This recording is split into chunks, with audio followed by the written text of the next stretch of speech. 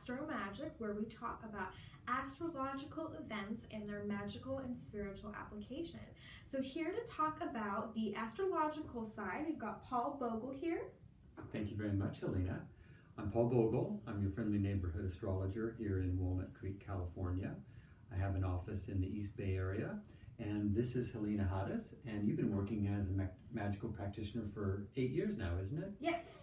So I'm Halina Hadis from LunaSolasinspirations.com.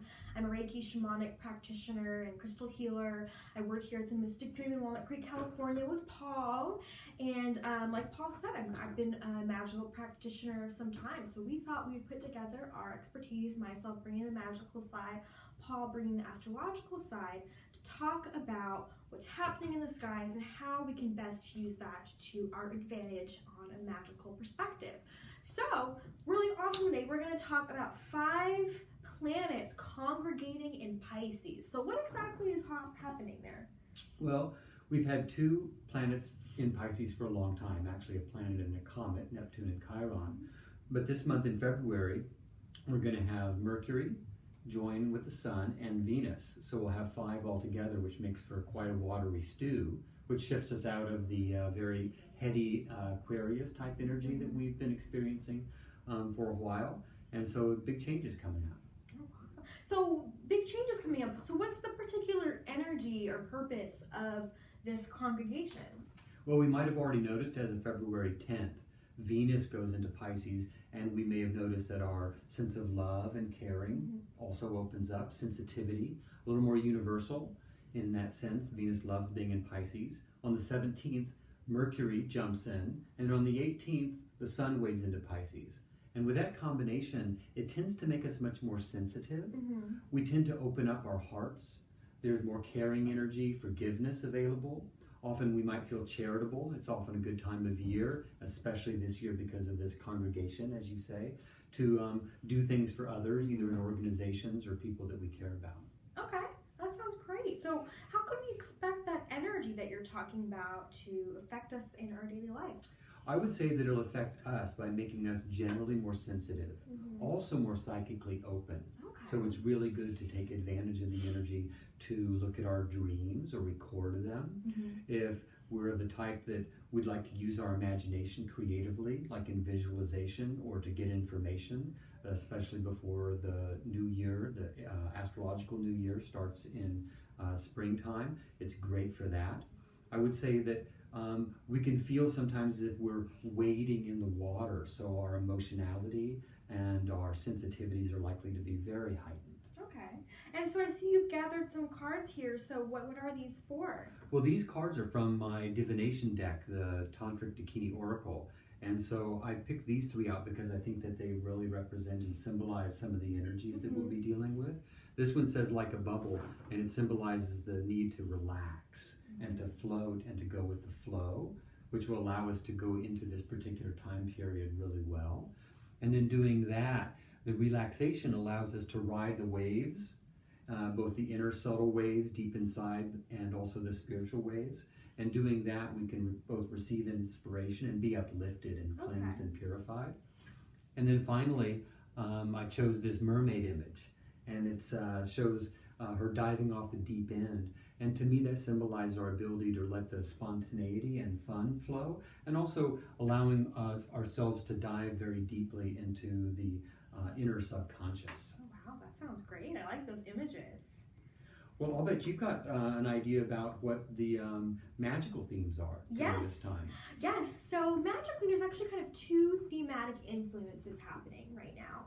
So we just had in bulk the beginning of February, which kind of celebrates the reemergence of spring, and we're between also that and Ostara, which is happening in March, which is the spring equinox and the actual coming of spring.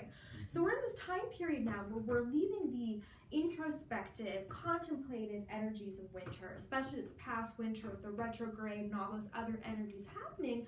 We had to ask ourselves a lot of questions about our core inspirations and beliefs, and really our life path in general. And so now we're leaving that energy and about to enter into this abundant, fertile energy of spring, which is going to be a time to put out any last intentions you didn't get a chance to put out already.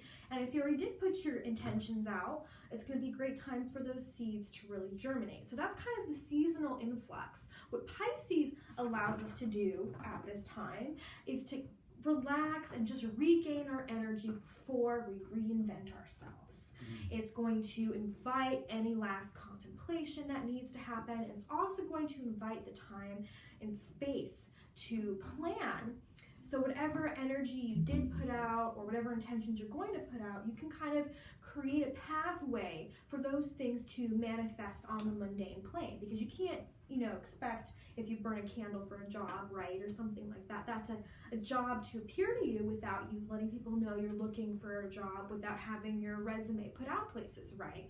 So what plans can we do to allow the energy we put out to take form in our physical lives?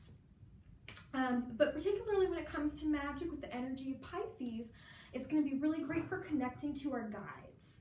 So meditating regularly, trying to contact your spirit guides to get guidance on whatever, connecting to divine inspiration and creativity, and also in that way connecting to our inner child so we can have that fun you're talking about, being more spontaneous, and also connecting to that raw intuition that we already have as human beings that as we get older we kind of question and eventually fall back into.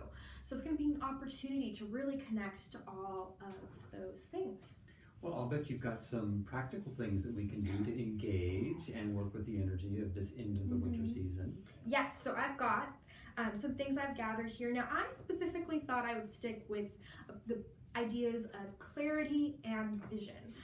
So this could be something that you do if you want further clarity on anything, if there's anything else you're contemplating. You could also use this to connect to your guides or develop your psychic vision a little more. It's kind of all oriented in that arena. So some things you're gonna need: a white candle. You're gonna need a quartz crystal. So I've got 2 little quartz crystals here.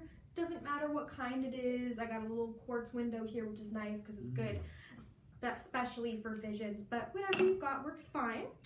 And then I'm going to list some herbs.